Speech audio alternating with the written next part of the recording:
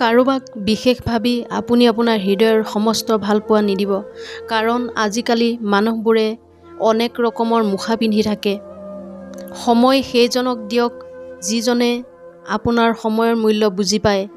গুৰুত্ব সেইজনক দিব যিজনে আপোনাক গুৰুত্ব দিয়ে। আনৰ বেয়া হোৱাটো কেতিয়াও চিন্তা নকৰিব, কাৰণ আপুনি আনৰ যিমান বেয়া ভাবিব আপোনাৰ নিজৰেই সিমান বেয়া হ'ব।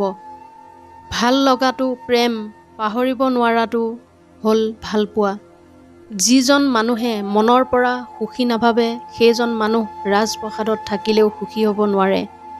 ভালে থাকিবলৈ হ'লে ৰাজপ্ৰসাদৰ প্ৰয়োজন নাই, ভৰসা দিয়া এজন মানুহেই যথেষ্ট। সত্য পথত চলাটো কিছু কঠিন নিশ্চয় হ'ব, কিন্তু সেই পথত আপোনাক কোনেও পেলাব নোৱাৰে।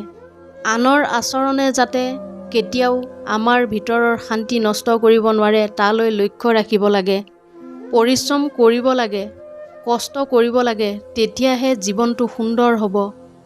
জীৱনত এনেকুৱা একো বস্তু নাই যাক পোৱাৰ পাছত আপোনাৰ জীৱন পাৰফেক্ট হ'ব। জীৱনত দুটা কথা হিচাপ কৰিবলৈ এৰি দিয়ক, নিজৰ দুখ আৰু আনৰ সুখ। জীৱনটো সহজ হৈ পৰিব।